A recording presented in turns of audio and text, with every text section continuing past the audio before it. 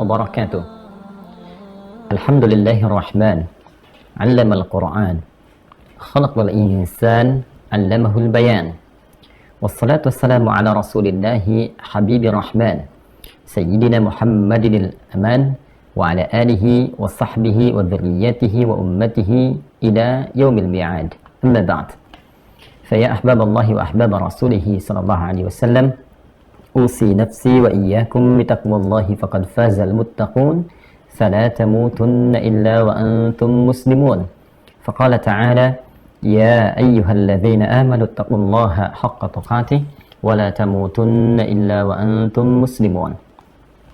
Saudara-saudariku berbahagia, kita tersambung kembali untuk melanjutkan kajian kita di Aqsa Al-Quran Sunnah Solution. Di Kamis sudah memasuki malam Jumat pada penanggalan 11 Rabiul Awal 1444 Hijrah, bertepatan masih dengan 6 Oktober 2022 Masehi. Kita bermohon pada Allah Subhanahu wa taala semoga semua kita senantiasa mendapatkan kemuliaan di sisi Allah Subhanahu wa taala. Seluruh hamba-hamba Allah yang berkehidupan sampai detik ini namun belum beriman diberikan kekuatan, kemampuan untuk bersyahadat sehingga dapat kembali kepada fitrah terbaik menuju Allah Subhanahu wa taala. Semoga para pelaku maksiat di kesempatan ini diberikan hidayah oleh Allah Subhanahu wa taala agar mampu bertobat dan memperbaiki sisa hidup sehingga memiliki nilai terbaik mulia di hadapan Allah Subhanahu wa taala.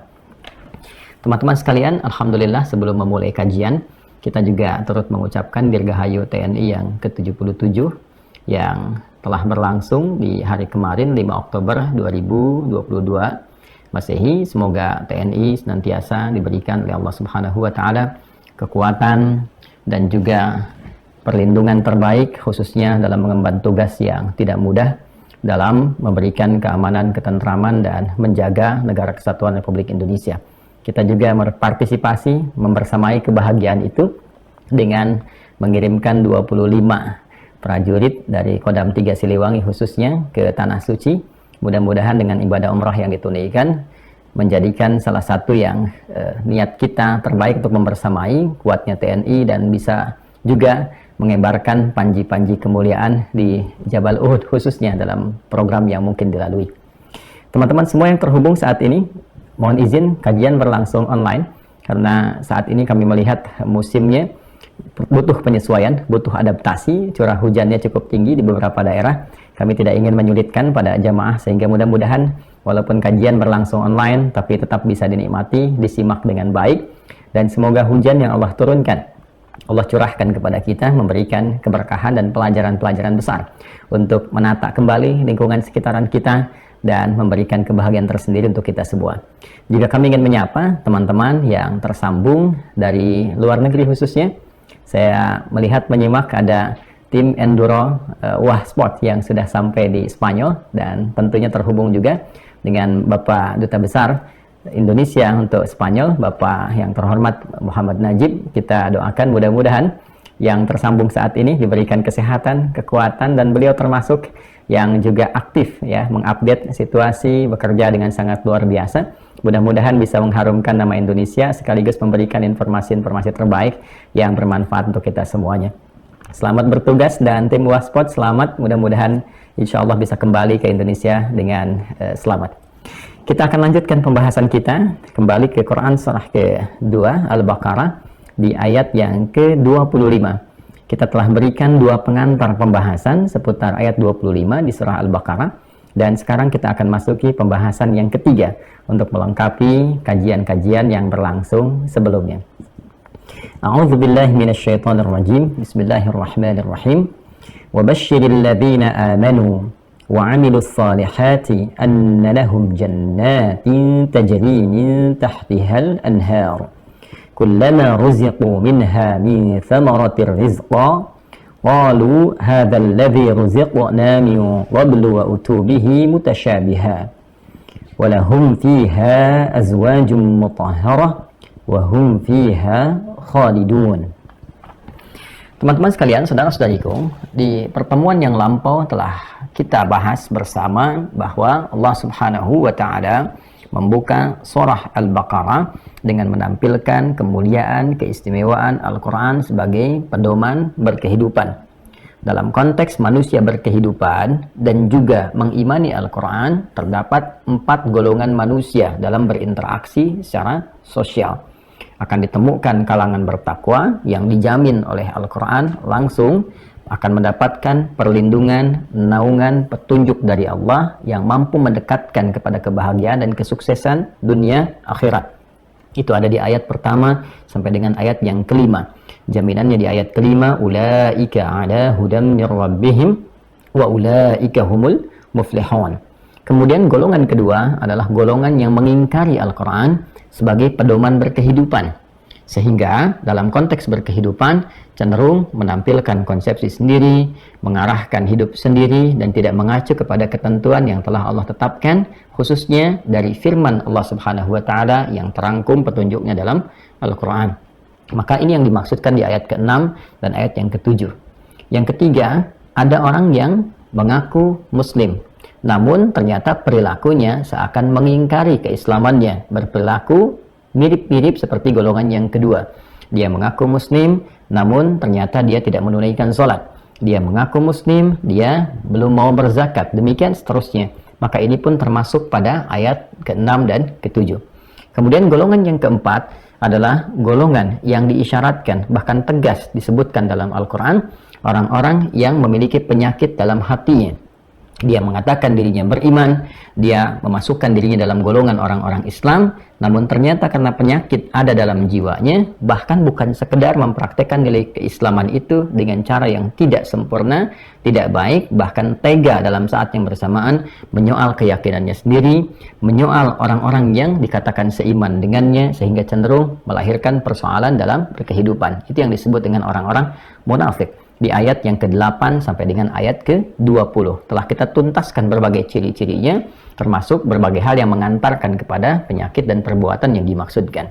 4 golongan ini diinginkan oleh Allah Subhanahu wa Ta'ala seluruhnya kembali kepada kondisi yang baik, berada pada kondisi yang ideal seperti didapatkan oleh golongan yang pertama.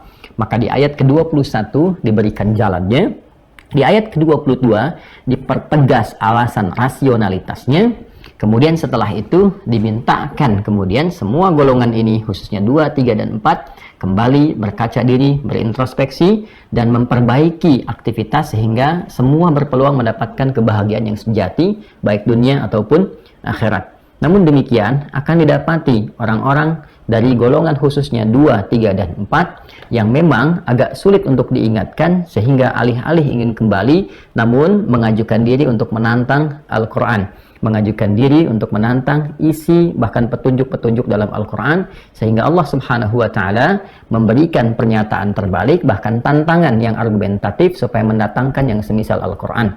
Mereka banyak menuduh bahwa Al-Quran adalah produk manusia, Al-Quran adalah buatan atau rekayasa Nabi Muhammad SAW. Mereka juga menuduh bahwa Nabi Muhammad SAW adalah bagian dari penyair, bahkan tega menuduh beliau adalah bagian dari tukang sihir, kemudian dukun dan lain sebagainya, sehingga Allah tegas membela dan membersihkan Nabi Muhammad SAW dari berbagai aneka tuduhan yang dimaksudkan dan menantang secara argumentatif. Jika memang kalian mengatakan Al-Quran rekayasa bahkan buatan Nabi Muhammad karena beliau manusia, kalian pun tentu bisa membuat yang semacam itu. Maka di ayat ke-23 dihadirkan tantangan itu untuk membuat semisal Al-Quran, menghadirkan semisal maknanya, menghadirkan semisal pengetahuan dan kandungan yang didapatinya, dan juga mendapati ancaman di ayat ke-24 kalau memang tidak mampu melakukan itu dan tidak akan pernah mampu karena Al-Quran adalah firman Allah, maka setidaknya berargumentasilah yang rasional, setidaknya berargumentasilah dengan cara yang benar, memiliki hujjah, bukan sekedar kemudian menyoal dan menuduh tapi tanpa bukti yang jelas. Maka orang-orang yang menyoal tanpa bukti yang jelas cenderung ingin menuduh, cenderung menjadi troublemaker, cenderung menghadirkan berbagai hasutan-hasutan yang dapat memecah belah. Maka ancamannya oleh Allah Subhanahu wa Ta'ala diancam dengan satu tindakan yang sangat berbahaya yang berpotensi menjerumuskan ke dalam neraka yang paling dalam, bahkan menjadi bahan bakarnya, plus dengan objek-objek yang disekutukan saat berkehidupan di muka bumi. Maka di ayat ke-24 Allah Subhanahu wa taala meminta semua orang-orang itu untuk bertobat, kembali kepada jalan yang benar. Jika dipertahankan semua sikap itu, berpotensi memasukkan ke dalam ancaman yang nyata, bahkan di akhirat masuk dalam golongan yang paling mohon maaf dengan kalimat ini barangkali dahsyat, mendapatkan hukuman neraka sehingga menjadi kerak atau bahan bakarnya. Disatukan dengan bebatuan, yang dimaksud hijarah bebatuan di ayat ke-24 adalah objek-objek atau benda-benda yang dipertuhankan atau disekutukan atau dianggap memiliki satu kekuatan yang setara dengan kekuatan Tuhan, yaitu Allah Subhanahu wa ta'ala, seperti yang pernah kita bahas di pertemuan yang lampau. Kemudian di ayat ke-25 berpindah topik, wawunya istinaf. Allah menyampaikan jika ada dengan keterangan 1-24 ini ada hamba Allah yang mau bertobat, mau kembali, mau menata hidup dengan baik, membangun hubungan yang baik dengan Allah Subhanahu wa taala, membangun hubungan yang mulia dengan sesama makhluk, maka Allah memberikan apresiasi, bahkan memerintahkan kepada Nabi Muhammad SAW untuk memviralkan apresiasi ini dan menyampaikan berita gembira kepada semua hamba-hamba Allah. Wa basyiril ladzina amanu wa 'amilus shalihat.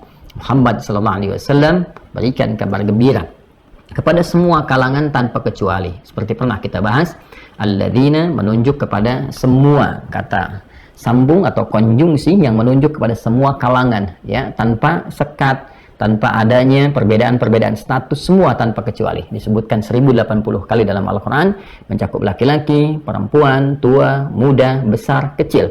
Jadi untuk masuk surga itu Allah membuka bagi siapapun, bagi semua hambanya, ya, yang siapa yang mau memenuhi aturan Allah Subhanahu wa taala. Tentu syarat ketentuan berlaku, ya, diberikan ketentuannya, diberikan syaratnya sehingga menampakkan sifat keadilan Allah Subhanahu wa taala. Kalau semua dibuka tanpa adanya aturan, justru ini menghadirkan sesuatu yang tidak biasa dan cenderung menuju kepada kekacauan dan jauh dari sifat-sifat keadilan. Maka ada dua kualifikasi yang Allah kemudian tanamkan, kemudian dihadirkan sebagai dua dasar pokok yang menjadikan syarat seseorang bisa mendapatkan kabar gembira dari Allah Subhanahu wa taala yang disampaikan melalui Rasulullah sallallahu alaihi wasallam. Apa dua hal ini? Wabasyiril ladzina amanu, yaitu satu, iman.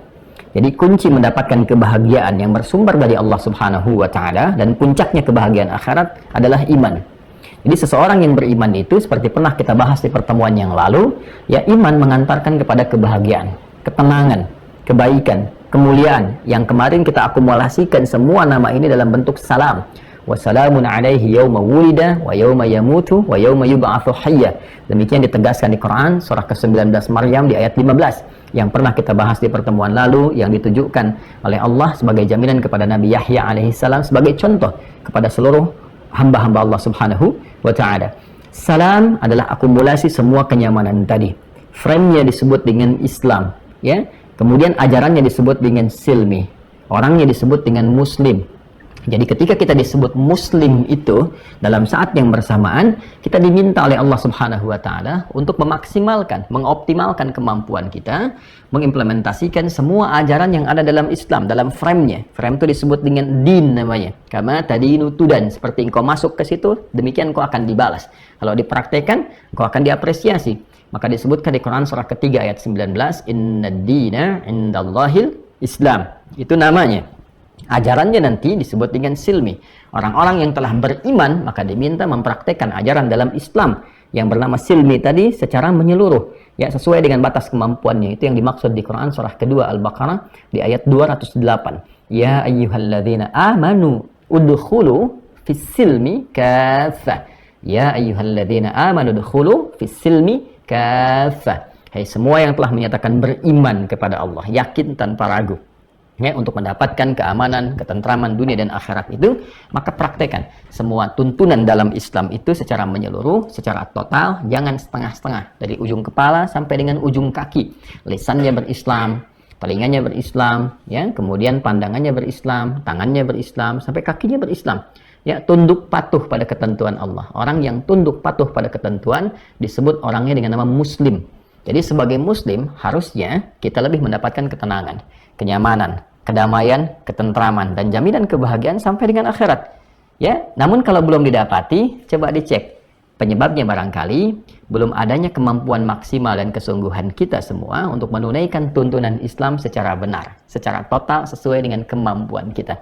Bukankah orang-orang dahulu ketika berislam menjadi lebih baik, hidupnya lebih tenang, lebih nyaman, bahkan tidak gelisah dengan ancaman-ancaman dunia yang orang sebut sekarang dengan kekurangan, dengan krisis dari harta benda, ya, dan lain sebagainya. Orang dulu cenderung lebih tenang, lebih nyaman. Hal-hal yang didapatkan diiringi dengan sifat qanaah. Masya Allah, makan garam pun dengan nasi terasa enak. Ya, ada yang bahkan dengan gandum, ada yang bahkan dengan singkong, ada yang hidupnya sederhana tapi tenang, damai, nyaman karena mengerti dan merasa serta memahami bahwa di dunia ini hanya sementara. Dia pasti akan berpulang, dia akan kembali kepada Allah. Kebahagiaan sejati adalah kebahagiaan yang didapati kala berjumpa dengan Rabbul Alamin. Itu poinnya. Nah, kemudian iman yang telah didapati itu kalau meresap kepada jiwa, wabasyiril ladzina amanu, akan mendorong pemiliknya untuk mengkreasikan setiap perilakunya menjadi perbuatan yang mulia. Perbuatan mulia yang baik yang didorong dari keimanan itu yang disebut dengan amal soleh namanya. Jamaknya amilus salihat.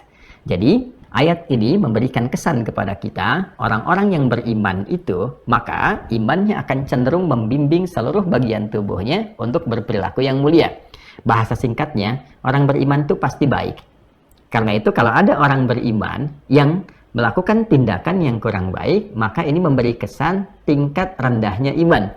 Keimanannya sedang berada dalam taraf yang rendah. Karena cukup menjadi orang beriman, pasti baik. Dari ujung kepala sampai ujung kaki. Karena itulah nanti kita akan temukan dalam Al-Quran kalimat-kalimat iman disertai dengan pekerjaan-pekerjaan atau aktivitas yang didesain untuk melatih keadaan tubuh kita sehingga dengan latihan ini terbiasa mengerjakan kebaikan yang disupport oleh imannya. Nanti ada ayat-ayat iman bersanding dengan penglihatan, ayat iman bersanding dengan pendengaran, ayat iman bersanding dengan tutur kata yang mulia sampai ke ujung kaki. Bila latihan ini dikerjakan, maka akan menjadi kebiasaan. Dari kebiasaan inilah terbentuk aktivitas yang biasa dalam konteks amal soleh. Karena disupport dengan latihan dari nilai-nilai keimanan yang telah ia miliki. Orang yang konsisten beriman dan konsisten berlatih, mengaktifkan sinyal imannya untuk membimbing seluruh bagian tubuhnya berperilaku baik, apapun profesinya. Anda bisa menjadi seorang pejabat dengan segala turunan dan sifatnya. Anda bisa menjadi diplomat, Anda bisa menjadi birokrat, Anda bisa menjadi pebisnis, Anda bisa menjadi guru, dosen, ilmuwan, insinyur, ya, di TNI, di Polri misalnya, dan sebagainya. Silahkan, termasuk menjadi rakyat biasa pun, jadi petani, silahkan. Tapi, semua kegiatan itu sepanjang disupport oleh iman, dan tampil perilaku saleh, amal soleh dari perbuatan kita itu, dari semua sifat yang tadi disebutkan, maka Allah Subhanahu wa Ta'ala akan berkenan memberikan jaminan ketenangan saat di dunia, pengantar pada kesuksesan yang sejati dan kebahagiaan saat kembali ke akhirat. Nah, pertanyaannya, apa yang disiapkan dan dianugerahkan oleh Allah kepada golongan-golongan dimaksud? Maka ini yang akan kita lanjutkan dari pertemuan yang sebelumnya. Wabasyiril ladzina amanu wa amilus salihati. Ya Muhammad sallallahu alaihi wasallam, viralkan, berikan kabar gembira. Diperintahkan Rasulullah sallallahu alaihi wasallam memberikan kabar gembira kepada siapa? Kepada semua kalangan yang mampu menata dirinya dan menetapkan untuk berkomitmen beriman kepada Allah Subhanahu wa Ta'ala tanpa ragu sedikit pun, lalu menjadikan imannya untuk membimbing semua perilakunya mengerjakan semua perbuatan mulia, amal saleh. Maka bagi mereka itu, annalahum jannatin tajri min tahtihal anhar. Masya Allah, lahumnya itu didahulukan. Ya, kalau dalam kalimat standar ini bunyinya begini. Kalau di luar Quran ya, kalimat standar, anna jannatin tajri min tahtihal anhar lahum. Itu asalnya. Tapi di firman Allah ini, dalam Al-Quran yang sangat mulia ini, Allah mendahulukan lahumnya, anna lahum, ya. Kemudian setelah itu, ya, isim innanya disusulkan, jannatin tajri min tahtihal anhar. Mari kita uraikan supaya kita bisa mendapatkan rasa tersendiri, ya, dan menikmati indahnya ayat Al-Quran serta janji yang Allah berikan dengan kita menganalisis setiap kalimat-kalimat Quran yang dimaksudkan. Bismillahirrahmanirrahim. Ini kita masih di Quran surah ke-2 Al-Baqarah ayat ke-25. Wabasyiril ladzina amanu wa 'amilus salihati. Ini saya berikan titik 3 untuk menunjuk pada ayat yang barusan saya bacakan dan telah kita bahas di pertemuan yang lalu. Annalahum, kita teruskan ya.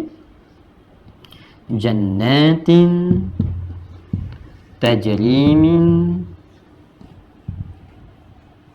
tahtihal anhar.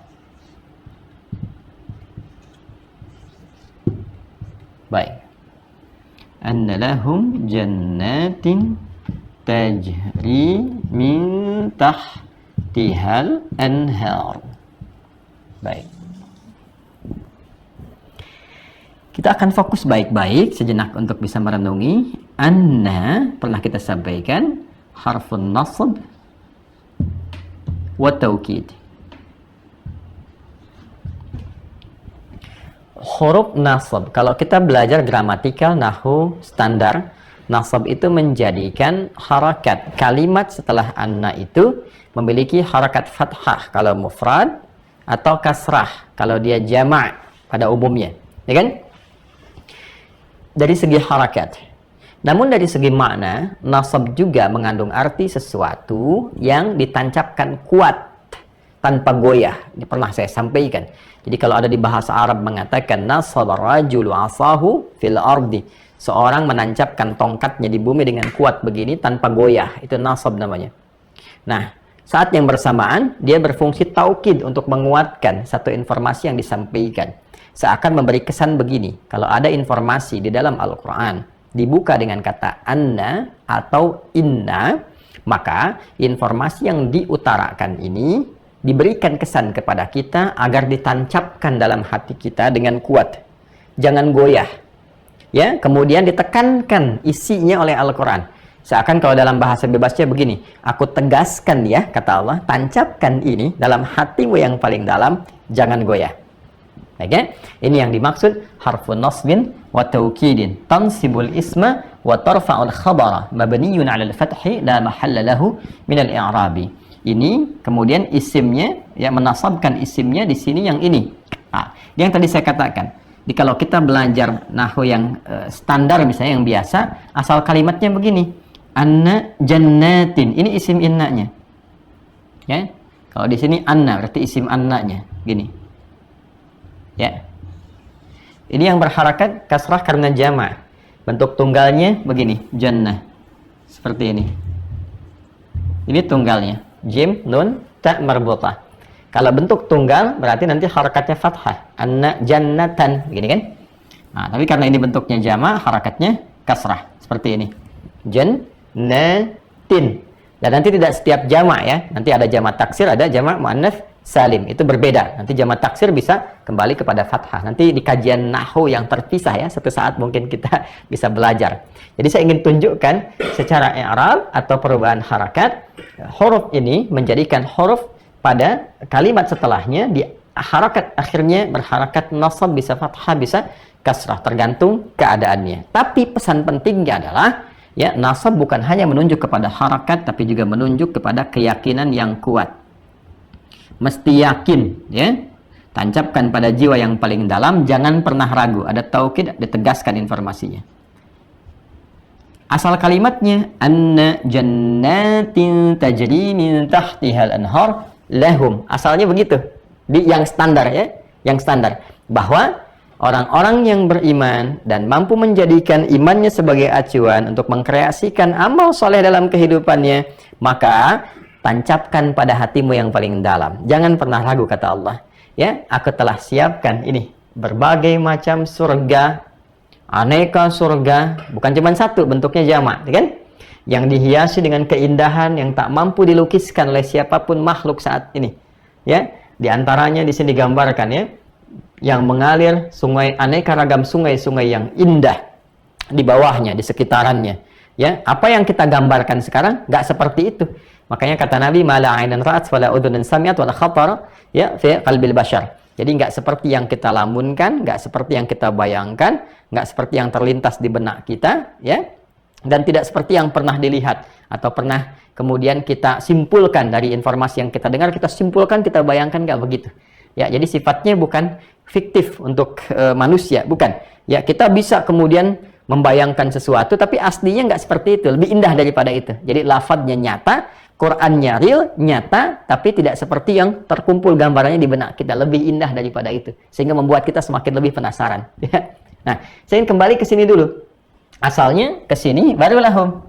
Tapi yang paling menarik, saking tingginya apresiasi Allah Subhanahu wa Ta'ala kepada hamba-hambanya yang mau berubah dan mengikuti petunjuk dalam berkehidupan yang Allah telah turunkan melalui Rasulullah SAW. Singkatnya, orang-orang yang ingin menjadi baik itu diapresiasi tinggi oleh Allah Subhanahu wa Ta'ala. Orang-orang yang ingin menjadi baik dalam pandangan Allah, lengkap itu ya.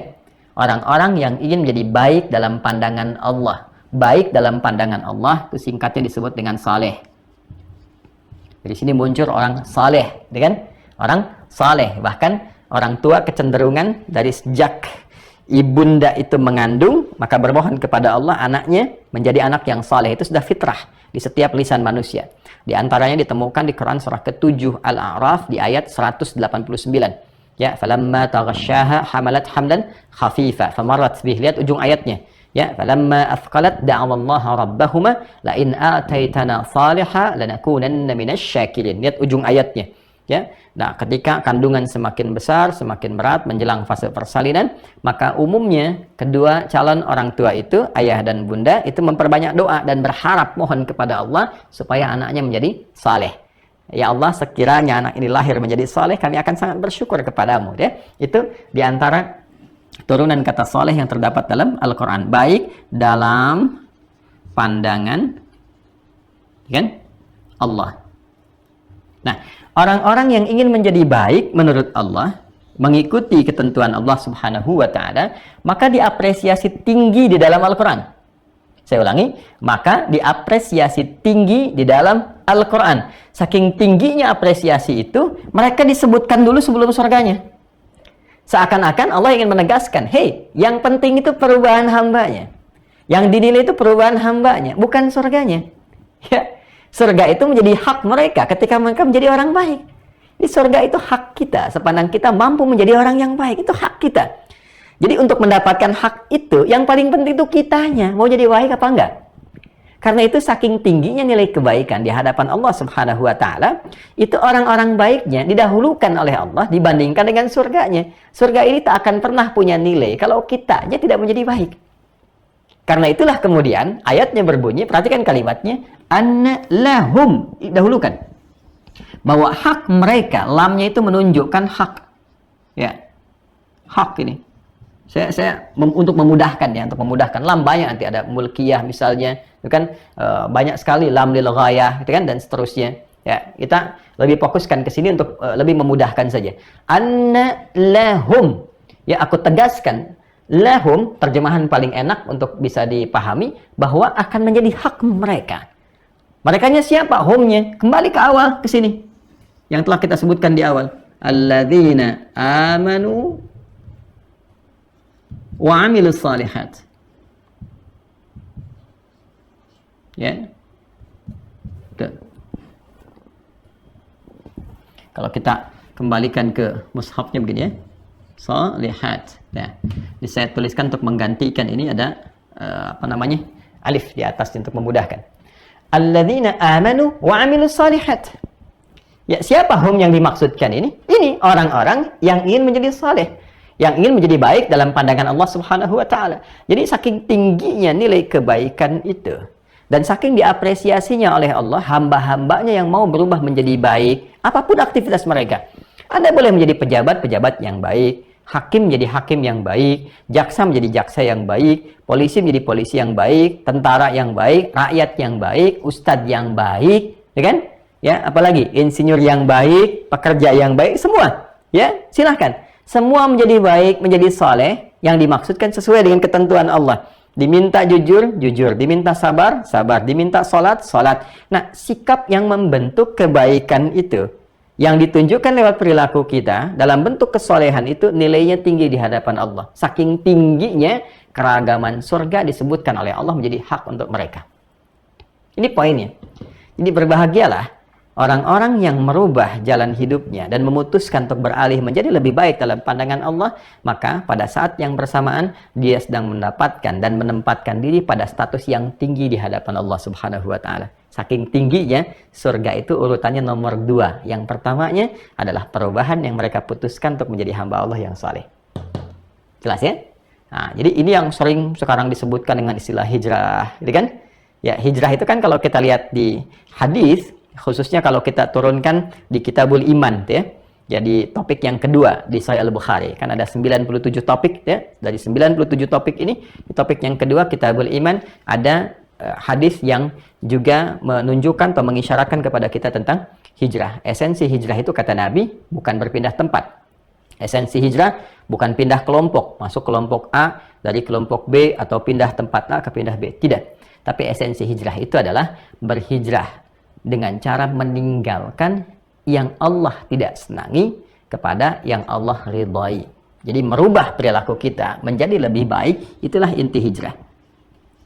Ya. Berubah menjadi lebih baik, meninggalkan perbuatan-perbuatan yang tidak Allah senangi. Dimulai dari ujung kepala sampai ujung kaki.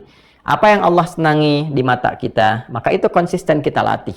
Apa yang Allah senangi dari pendengaran kita, itu yang konsisten kemudian kita kerjakan. Ya, dari lisan sampai ke ujung kaki. Jaga itu, itulah hijrah yang sesungguhnya. Ya, itulah hijrah yang sesungguhnya. Kalau sulit dilakukan di satu tempat karena tekanannya tinggi, silahkan cari peluang di tempat lain. Ya, kalau sulit dikerjakan di satu tempat pekerjaan, susah sholat, dicegah, bahkan kesulitannya tidak wajar, diancam ini dan itu, hei, banyak peluang di tempat lain. Rizki itu milik Allah, bumi Allah begitu luas. Apakah tidak ada tempat lain untuk kita kembali kepada Allah untuk mendapatkan kemuliaan? Rizki sudah diatur. Tapi surga kita, ya, awas hati-hati. Itu kembali juga pada ikhtiar kita untuk mendapatinya. Demi mengikuti takdir Allah Subhanahu wa ta'ala. Jelas ya? Oke, jadi ini yang ingin saya katakan. Jadi kalimat annalahum harus mampu memotivasi kita untuk menjadi lebih baik. Kalimat annalahum harus mampu memotivasi kita untuk menjadi lebih saleh. Di sini kita katakan, hey, Allah saja mengapresiasi kita. Allah saja mengapresiasi kita. Maka kenapa kita tidak memotivasi diri untuk menjadi yang lebih baik sesuai dengan panggilan dan jaminan Allah itu? Itu poinnya. Paham ya? Baik. Orang-orang yang mampu merubah diri sehingga memutuskan menjadi lebih baik apapun yang ia kerjakan dalam hidupnya. Dan ingat ya, yang sering saya katakan, Anda tidak akan pernah dihisab dengan ukuran-ukuran dunia. Berapa banyak kemudian harta yang pernah Anda kumpulkan? Berapa tinggi jabatan yang pernah Anda dapati? Ya, berapa luas ilmu yang pernah Anda raih? Bukan itu. Yang akan ditanya oleh Allah adalah berapa banyak amal soleh yang mampu Anda kreasikan dari semua titipan yang Allah titipkan kepada Anda itu.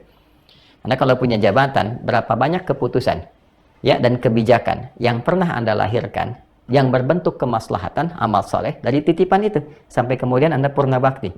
Kalau Anda memiliki ilmu, berapa banyak amal soleh yang bisa Anda kreasikan dari ilmu yang Allah titipkan itu. Demikian juga dengan harta. Jadi dihisabnya ya bukan berapa banyak harta yang dikumpulkan, tapi berapa banyak amal soleh yang mampu dikreasikan. Nah, dari situ, dari amal soleh yang mampu kita kumpulkan itu, saya tuliskan di sini amal soleh, ya kan? Maka akan berbanding lurus persamaannya begini. Dari sekian banyak amal soleh yang mampu kita kreasikan, ingat ya, amal menjadi soleh karena adanya iman. Jadi mustahil satu amal disebut soleh tanpa iman, itu mustahil. Sekalipun pekerjaan atau amal itu dinilai baik, ingat ya, tapi kalau tidak, sekali lagi, kalau tidak diawali dengan iman, maka namanya tidak disebut dengan soleh, tetap amal saja. Ingat ya, namanya tidak disebut dengan soleh, tetap amal saja. Sebaik apapun itu dikerjakan, kalau tanpa iman. Ya, misal membantu, berdonasi, kemudian bangun jembatan misalnya, atau memberikan bantuan, santunan dan sebagainya, tapi dilakukan itu tanpa dasar iman, maka perbuatannya hanya disebut dengan amal saja. Ini yang dimaksud Quran surah ke-25 nanti ya, Quran surah Al-Furqan ayat 23. Wa qadimna ila ma amilu min amalin, solehnya nggak ada. Faja'alnahu haba'an manthura.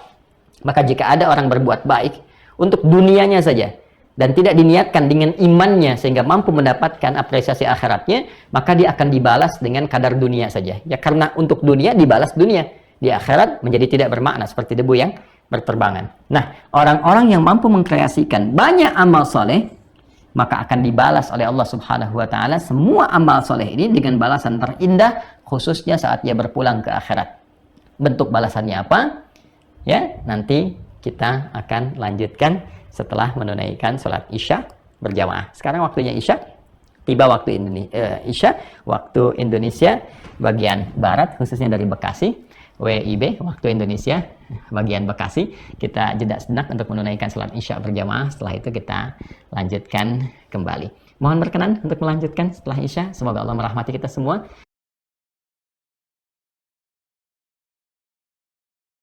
Alhamdulillah, kita telah menunaikan sholat Isya berjamaah beserta amalan sunnahnya. Semoga yang telah kita tunaikan, baik itu sholat Isya di waktu Indonesia bagian barat khususnya, ataupun sholat-sholat lain yang ditunaikan di belahan wilayah atau bahkan dunia pada umumnya, karena tersambung di kajian ini juga selain dari Indonesia yang berbeda wilayah antara barat, tengah, dan timur, pun demikian juga dari luar negeri. Semoga seluruh sholat dan ibadah yang kita tunaikan diterima oleh Allah Subhanahu wa ta'ala. Baik, kita akan melanjutkan kembali kajian kita masih di pembahasan surah kedua Al-Baqarah di ayat ke-25. Bismillahirrahmanirrahim. Dalam penjelasan ba'da maghrib menjelang Isya tadi telah sampai kita pada satu titik pembahasan bersama tentang apresiasi yang Allah berikan kepada hamba-hambanya yang konsisten menunaikan amal saleh sampai dengan akhir hayatnya. Wa basyiril ladzina amanu wa amilus salihat. Muhammad sallallahu alaihi wasallam viralkan, beritakan kabar gembira, kabarkan kepada segenap insan beriman yang komitmen dengan imannya, kemudian melatih dirinya untuk mengikuti tuntunan iman sehingga mampu mengkreasikan amal soleh dalam semua tindakan dan perilaku hidupnya.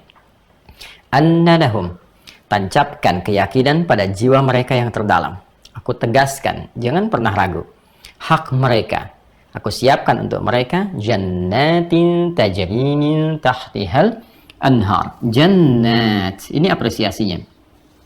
Jadi persamaan dari ayat ini yang mampu kita turunkan, orang-orang yang mampu mengkreasikan diri untuk beramal soleh karena tuntunan imannya, maka Allah telah siapkan untuk mereka beragam surga. Jadi bukan hanya satu jenis surga, beragam surga. Perhatikan persamaannya. Ini bentuknya jama' wa amilus salihat, aneka ragam amal soleh. Karena nggak mungkin hanya satu amal soleh saja. Bagian tubuh kita saja kan sudah banyak nih. Ya, ada mata, ada kemudian apalagi telinga untuk mendengar, ada mulut, lisan untuk bertutur sampai ke ujung kaki. Lalu ini dikreasikan. Ada amal soleh secara mandiri, mata memandang bisa berpotensi beramal soleh, lisan bertutur bisa berpotensi beramal soleh, sampai ujung kaki, kaki pun melangkah bisa berpotensi beramal soleh.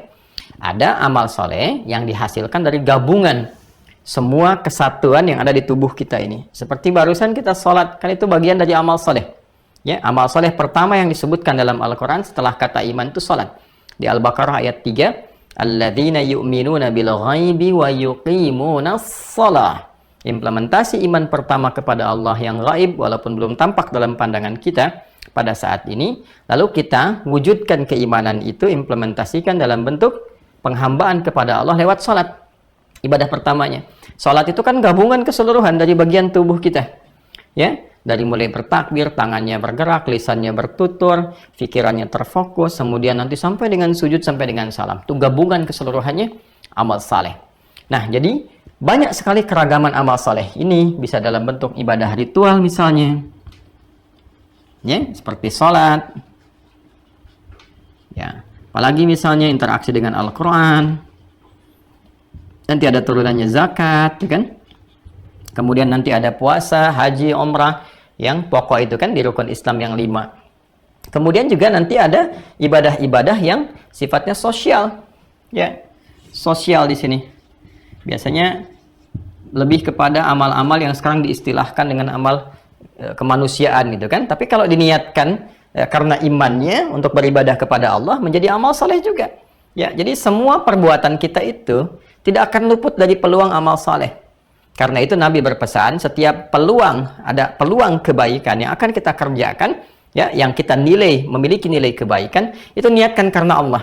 Hadisnya berbunyi, "Au kama qala Rasulullah sallallahu alaihi wasallam, kullu amrin dzibalin la yubda'u fihi bi bismillahirrahmanirrahim fahuwa abtar." Setiap perbuatan baik, ya kan? Perbuatan yang berpeluang melahirkan kebaikan, lalu tidak disertai dengan nama Allah, bismillahirrahmanirrahim. Maksudnya, meniatkan perbuatan ini untuk mendapatkan ridha Allah, sehingga menjadi ibadah. Ya, kalau nggak dilakukan itu, fahuwa abtar, maka terputus peluang amal solehnya, terputus peluang pahalanya, terputus apresiasi akhiratnya. Artinya, semua perbuatan itu sepanjang baik bisa berpeluang menjadi amal soleh. Even itu baru berpakaian, even itu kemudian bahkan bekerja, bahkan urusan masuk toilet kalau diikuti tuntunannya, ya, masuk kiri ada doanya, keluar kanan ada doanya, kita ikuti sebagai tuntunan dalam ibadah, itu menjadi amal soleh. Maka semua keragaman amal soleh ini, baik itu amalan ritual, ya, secara individual ataupun amalan sosial, ya, itu bisa berpeluang menjadi amal soleh. Di sini ada misalnya ada infak, gitu kan? Ya, ada sikap saling membantu, ya. Baik.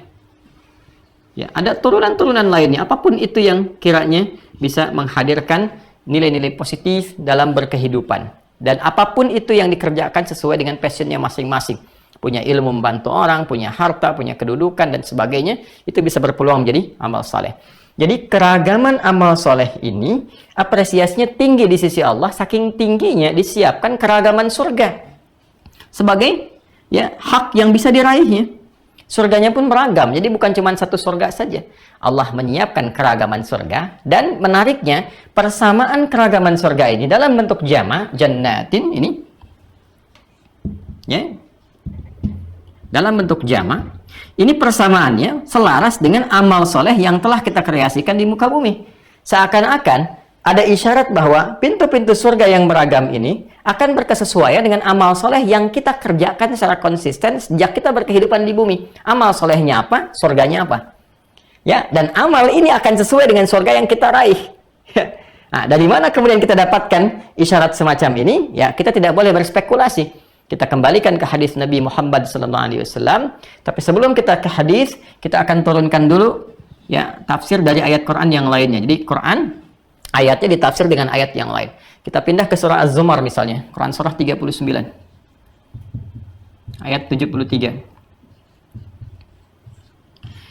Wasiqal ladzina taqaw rabbahum ilal jannati zumara. Nah, perhatikan, ya, ada berita gembira untuk nanti rombongan orang-orang yang mengoptimalkan amal soleh dalam kehidupannya, serombongan tuh, ya, Masya Allah, yang diarahkan ke surga, yang diarahkan ke surga. Wah, kita tidak usah menjadi panitia surga, sudah ada panitianya sendiri, ya, sudah ada malaikat-malaikat yang ditugasinya nanti. Jangan menghukumi, jangan menyimpulkan berbagai hal, cukup ikuti tuntunan amal soleh itu. Nanti di akhirat sudah ada semua yang bertugas. Allah perintahkan, arahkan nih rombongan-rombongan nih, ya, ahlul haqqi wal khair, orang-orang yang konsisten dengan kebenaran dan kebaikan. Siapa mereka? Alladzina taqaw, orang-orang takwa. Takwa itu adalah diksi, kata yang ditampilkan sebagai akumulasi dari iman dan amal soleh. Makanya di Quran itu ada iman, amal soleh, takwa. Atau kadang takwanya dahulukan, kemudian iman, amal soleh. Rumusannya begini, ya, rumusannya iman sama dengan amal soleh sama dengan takwa. Ini persamaannya. Nanti sama dengan surga di akhirat nih. Ridha Allah subhanahu wa ta'ala, karena rahmat Allah, ridha Allah dapatnya surga. Tapi ini poinnya nih, ya, karena itu seringkali kita dapatkan persamaan ini secara selaras tampil dalam Al-Quran. Kadang disebutkan imannya dulu, amal solehnya baru takwa. Kadang takwanya dulu, baru iman, amal soleh. Contoh, ya, contoh gabungan ketiganya di Al-Baqarah itu di ayat 2 dan 3. Dzalikal kitabu la raiba fihi hudal lil muttaqin. Muttaqin itu kan orang takwa. Jama' dari kata taqi itu muttaqin. Ya kan? Siapa orang takwa dimaksudkan? Alladzina yu'minuna bil ghaib. Imannya dulu. Wa yuqimunas shalah. Salat amal saleh. Wa mimma razaqnahum yunfiqun. Itu amal saleh. Jadi ada takwanya, ada imannya, ada amal salehnya. Baru nanti ayat 5-nya ulaika ala hudam min rabbihim wa ulaika humul muflihun. Ya. Baik. Kemudian apalagi misalnya contohnya yang iman dulu, baru kemudian amal soleh dan takwa. Ayat puasa misalnya, Al-Baqarah ayat 183. Ya ayyuhalladzina amanu, iman dulu. Kutiba alaikumussyam, puasa amal soleh.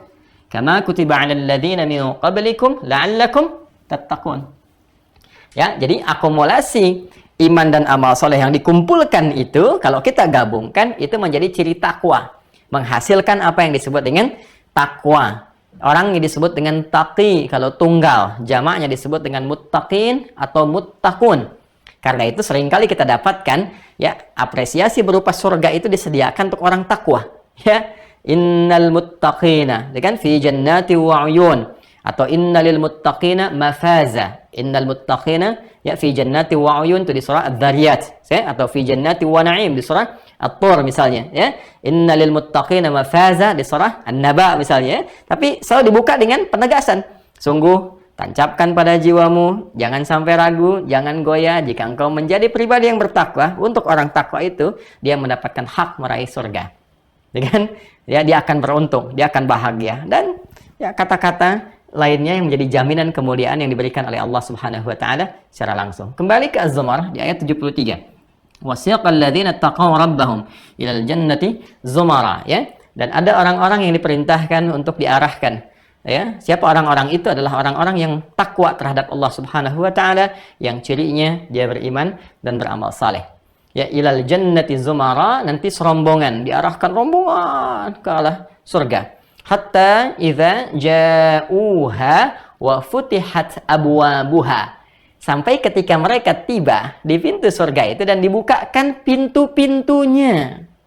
Ya, sampai ketika mereka tiba ya di depan surga itu dibukakan pintu-pintunya, abwabuha. Wa futihat abwabuha. Bentuknya jamak. Baik, abwab itu jamak dari kata bab. Bab, pintu. Abwab, pintu-pintu. Jadi pintu-pintunya beragam, ada banyak, bukan cuma satu. Ya, apa korelasinya dengan Al-Baqarah di ayat ke-25? Surganya disebutkan bentuknya jamak. Jadi surga itu bukan hanya satu, tapi jamak.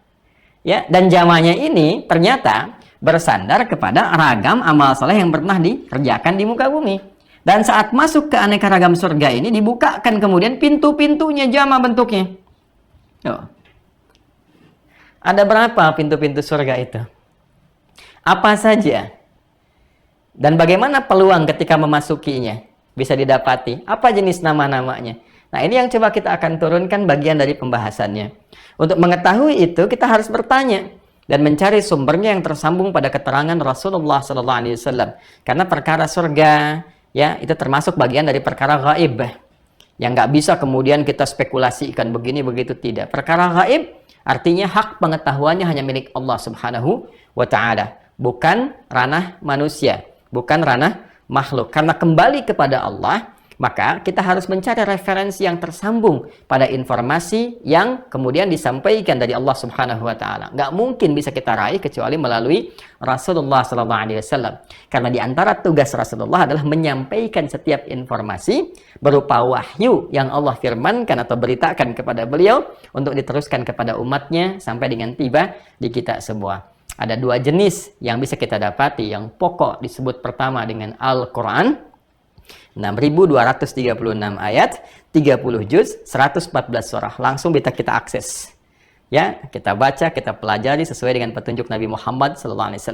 Lalu penjelasan dari Al-Quran itu, baik berupa keterangan-keterangan, sifat, sikap, perilaku, serta implementasi langsung yang dicontohkan Nabi SAW ditemukan dalam hadis atau diistilahkan dengan sunnah Rasulullah SAW. Ya kan?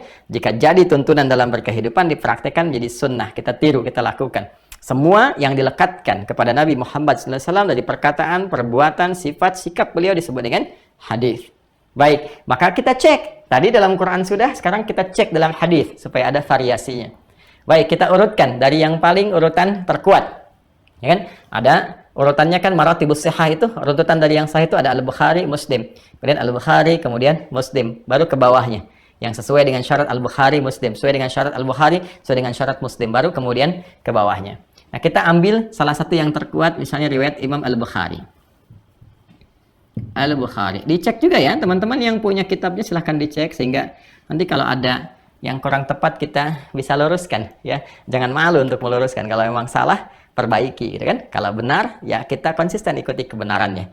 Kalau ada yang beda pendapat, kita hargai perbedaan pendapat itu tanpa harus saling menjatuhkan atau bergeser dari substansi persoalannya. Di Al-Bukhari, nomor hadis 3257. Rawinya Sahal dulu, Sahal bin Sa'ad As-Sa'idi. Ya, ini rawinya, periwayat hadisnya. Sudah? Nomor hadis 3257. Baik ya? Baik, pelan-pelan. Yuk kita turunkan ke sini supaya kita lebih bersambung.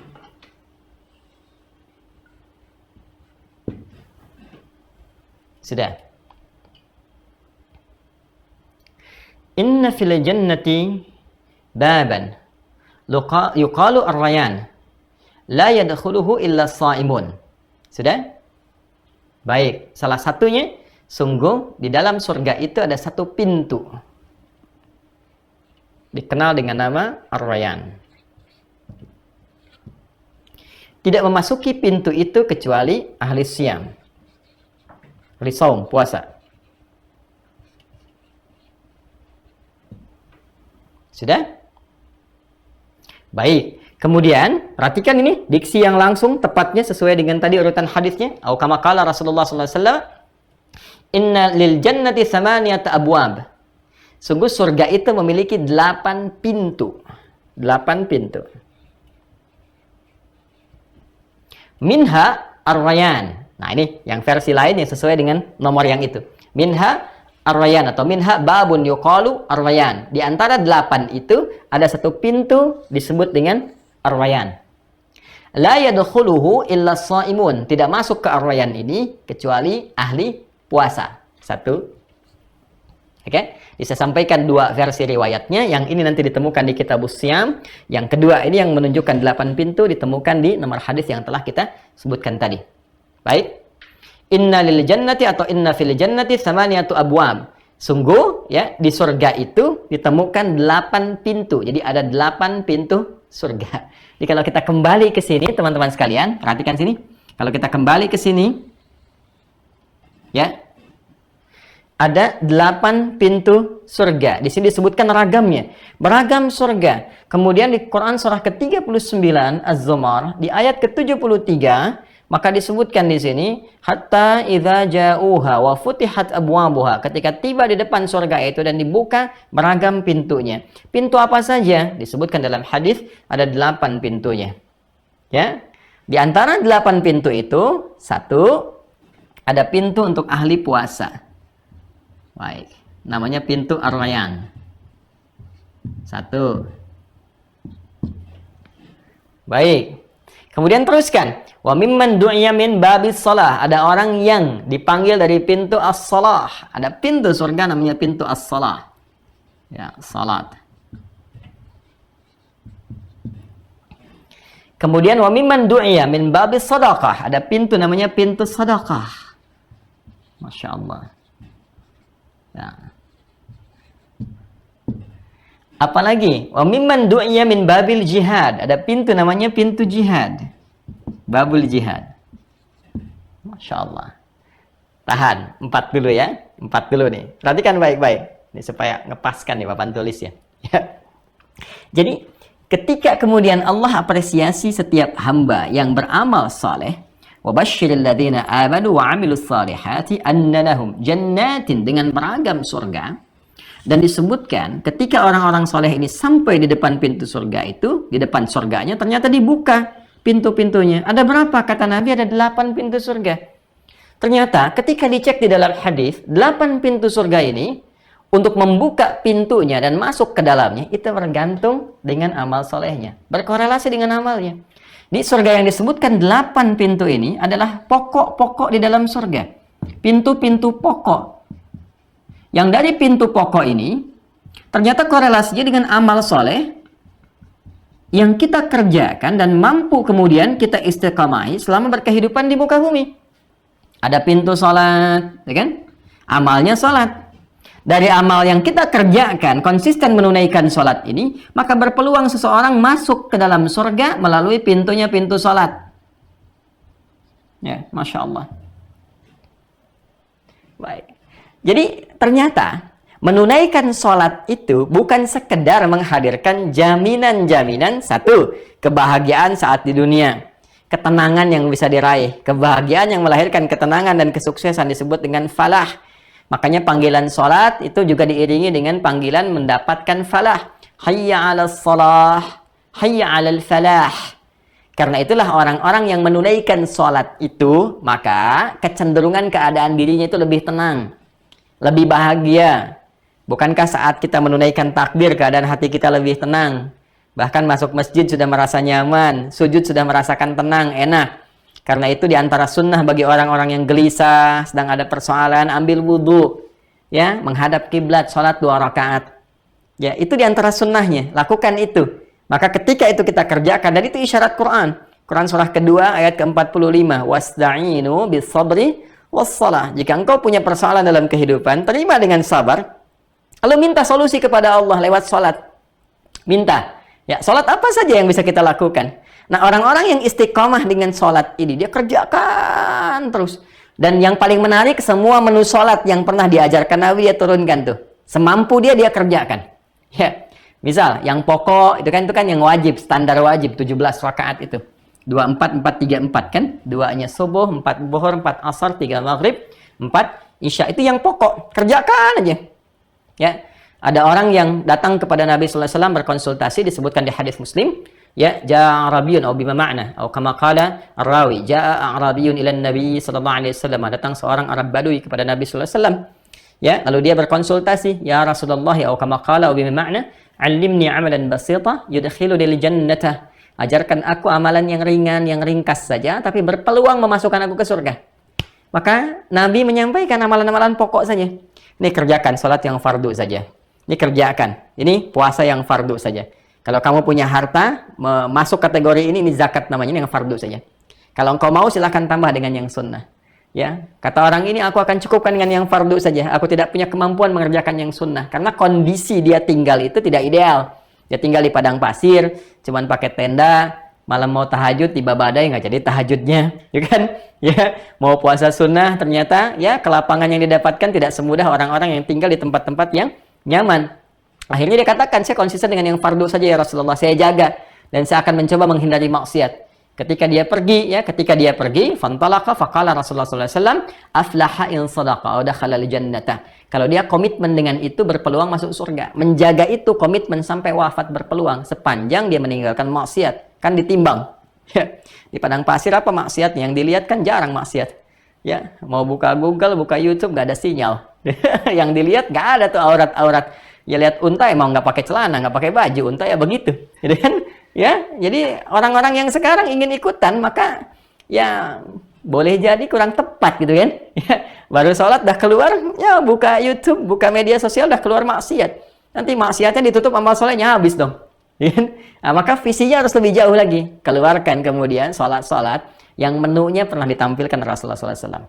Nanti ada kemaslahatan dunianya, ada kebahagiaan akhiratnya. Ya, apa saja diantaranya, misalnya salat rawatib, itu sangat berfungsi sekali. Salat rawatib, khususnya yang 12 itu kan, 2 rakaat sebelum subuh. Di At-Tirmidzi ya, dari Ummu Habibah radhiyallahu taala anha, kan? Ummul Mukminin, ibundanya kita, ibunda insan beriman, kan? Meriwayatkan hadis dari Nabi sallallahu alaihi wasallam, ya man shalla 12 raka'atan. Siapa yang konsisten menunaikan salat 12 rakaat, yaumin wa lailatin, yang mengiringi salat fardunya. Ya, apa saja itu? Arba'an qabla dhuhr, 4 rakaat sebelum zuhur. Rak'ataini ba'daha, 2 rakaat setelah zuhur. Rak'ataini ba'dal maghrib, 2 rakaat setelah maghrib. Rak'ataini ba'dal isya, 2 rakaat setelah isya. Rak'ataini qabla subhi, 2 rakaat sebelum subuh. Jadi 4 sebelum zuhur, 2 setelahnya 6, 2 setelah maghrib 8, 2 setelah isya 10, 2 sebelum subuh 12. Ya, bunyalahu bihinna baitun fil jannah. Maka akan diapresiasi, dibangunkan satu rumah untuknya di surga. Kalau konsisten sampai dengan wafat, itu 12. Kalau nggak dapat yang 4 sebelum zuhur, bisa 2. Itu hadisnya dari Ibnu Umar. Jadi cukupkan 10. Ya, itu yang salat rawatib. Ada yang mutlak misalnya, mutlak lebih banyak lagi. Ya, ada yang berdekatan dengan salat fardu seperti 4 rakaat sebelum asar. Hadisnya dari Ibnu Umar radhiyallahu taala anhuma, rahimallahu mar'an shalla qabla al-'asri arba'an. Allah merahmati seorang hamba yang menunaikan salat 4 rakaat sebelum asar. Ya, ada lagi apa? Salat duha misalnya, ada lagi malamnya tahajud, qiyamul lail, silahkan turunkan semua itu lalu konsisten. Kita lakukan sepanjang berkehidupan. Misal mulai dengan 40 rakaat itu, mulai dulu 17 salat fardu, ya. Kemudian tambahkan dari 17 ini dengan 11 misalnya tahajud malam. Ya, mulai pelan-pelan, nggak harus langsung 11. 11 itu kan standar yang biasa. Ya, kalau belum nyampe ya mulai 3 dulu. 2 rakaat tambah 1 witir. Setelah itu 4 rakaat tambah 1 terus sampai bisa standar. Kalau mau lebih banyak silahkan. Ini kan baru latihan standar. 11 tambah 17 28. Tambah rawatib tadi 12 40. Itu aja konsisten dulu. Ya, nanti lihat menu-menu yang lain. Ada salat gerhana ikut, salat jenazah ikut. Senang pokoknya, setiap ada salat senang. Nah itu ketika kembali kepada Allah Subhanahu wa taala dengan konsistensi salat yang ia tunaikan, maka dipanggil dia lewat pintu salat. Pintunya manggil. Ya, pintunya manggil. Ainal musallun, ainal musallin, masuk. Kalau bukan ahli salat gak bisa masuk tuh.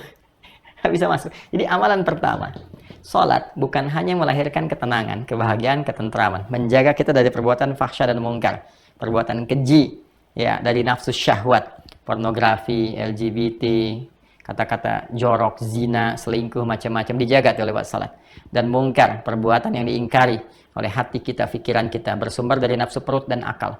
Korupsi, kolusi, nyogok, ya, merampok, membunuh, dan sebagainya, itu mungkar. Maka orang salat cenderung akan lebih baik. Orang salat cenderung akan lebih tenang. Orang salat doanya cepat terjawab. Orang salat cepat mendapatkan kebahagiaan. Dan puncaknya di akhirat, ini, dipanggil lewat pintunya. Doanya min babis salat. Ini salah satunya, kan? Apalagi misalnya tadi Ar-Rayyan, ya. Ar-Rayyan itu pintu yang disiapkan untuk ahli puasa. Senang puasa. Ada yang menafsirkan yang fardu, yang Ramadan. Kalau tiba Ramadan senang. Dioptimalkan puasanya maksimal, diisi amal soleh, diisi ibadah. Dan biasanya kalau Ramadannya sukses, kesananya tuh ada bekasnya. Ya. Ya, ada tapak-tapaknya. Apa di antara tapak dan ciri orang yang senang dengan puasa itu? Dia lanjut tuh. Dia kejar. Ada puasa sunnah, sunnah-sunnah istimewa misalnya.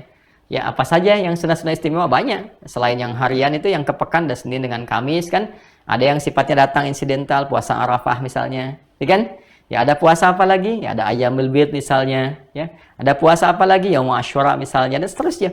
Ya. Jadi dia senang dengan itu. Setiap ada puasa dia coba tunaikan, dia coba istiqomahi. Wah, dia adaptasi dulu. Kadang-kadang kan nggak kuat misalnya pertengahan, ya apa? Tapi dia mulai senang dengan puasa, itu dipanggil dari pintunya Ar-Rayyan namanya. Bahkan jelas disampaikan, la yadkhuluhu illa shaimun. Kalau di Al-Bukhari di Kitabus Shiyam itu nanti pintunya sendiri yang akan memanggil, aina shaimun, wa nada munadin, aina shaimun, aina shaimun. Mana orang yang biasa puasa? Mana orang yang biasa puasa? Fa'idha dakhaluhu ughliqa. Kalau sudah masuk ke situ semuanya, ughliqa, ditutup langsung seketika. Jadi orang-orang yang tidak konsisten dengan amalan puasa nggak bisa masuk lewat situ. Tapi sekali lagi, ya, syahidnya, korelasi dengan pembahasan kita adalah ternyata mendapatkan rahmat Allah di akhirat untuk meraih surga itu kembali. Pokoknya amal soleh. Jadi sekarang menunya harus kita turunkan. Apa saja yang bisa kita lakukan? Salat. Ini kan baru dari amalan ritual kan? Ya, aspeknya baru ritual nih. Jadi ketika Allah memerintahkan kita untuk menunaikan sholat, bukan hanya ingin memuliakan kita di dunia, tapi juga ingin membahagiakan kita saat kembali ke akhirat kepada Allah Subhanahu wa taala. Pun demikian dengan puasa, bukan hanya melatih kita untuk mendapatkan kematangan emosional, kematangan spiritual saat menunaikan puasa. Dalam Ramadan mental kita semakin kuat, spiritual kita semakin kuat. Kemudian sisi kemanusiaan kita semakin peka dan sebagainya. Bagus, ya. Tapi lebih daripada itu, Allah ingin membahagiakan kita saat kita berpulang kepadanya di hari kemudian. Ini ada surga yang disiapkan untuk orang puasa. Dan biasanya, ya, skema semacam ini ada surga, ada ini, itu untuk motivasi supaya amalnya maksimal. Saking tingginya amal itu diapresiasi, maka disiapkan surga yang senafas dengan nama amalnya. Itu maksudnya. Ya, jadi bukan obral begini, bukan begitu cara memahaminya. Ya, saking tingginya amal ini, padanannya surga gitu, dan surganya diberi nama dengan nama amalannya. Ya, dengan nama amalannya. Baik, ini ya. Jadi orang yang puasa pintunya apa? Ar-Rayyan, gitu kan? Masya Allah. Apalagi wa mimman du'iya min babis sedekah. Bab sedekah, bab berbagi. Ya, sedekah itu banyak sebetulnya. Ya, dalam fikih disebut kullu ma'rufin sedekah. Setiap perbuatan baik itu disebut dengan sedekah. Setiap perbuatan baik. Tapi ada yang mengartikan spesifik. Di maksud sedekah ini, babnya adalah bab yang terkait dengan materi. Ya, sifatnya berbagi. Berbagi harta, benda, pakaian, makanan, senang berbagi. Ya, Masya Allah tuh ada teman-teman yang suka berbagi di hari Jumat, Jumat berbagi gitu kan. Ada yang Jumat berkah, ada yang Jumat macam-macam. Sifat intinya sedekah.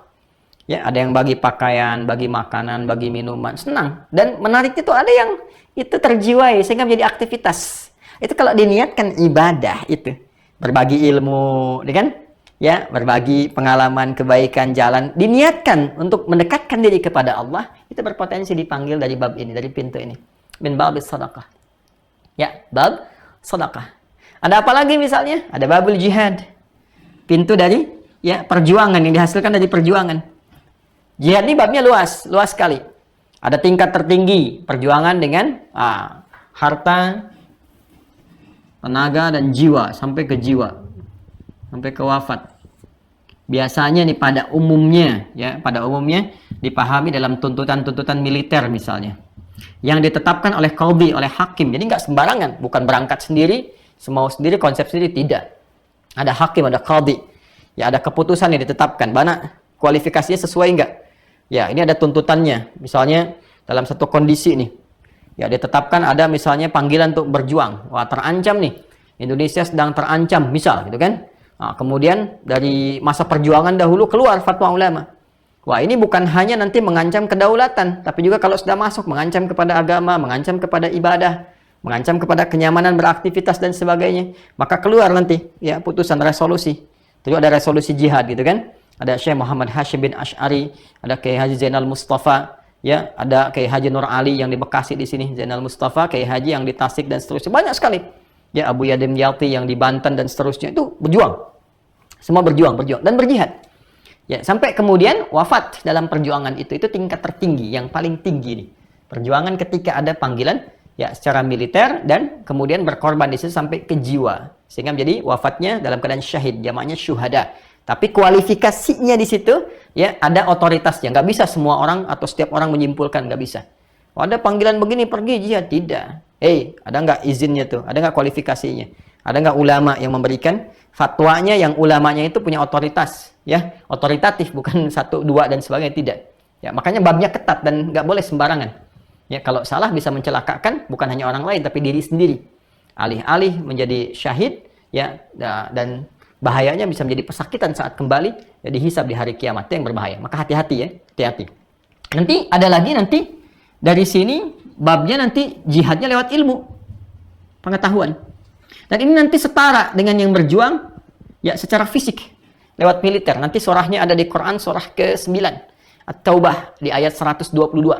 Dan ayat ini diturunkan ya untuk memberikan satu arahan kepada setiap insan beriman pada masa itu yang sangat semangat untuk berjuang mengikuti ini ya perjuangan militer, panggilan militer. Maka turunlah ayat ini untuk memberikan motivasi sehingga bisa memilih opsi. Ini ada opsi yang nilainya serupa.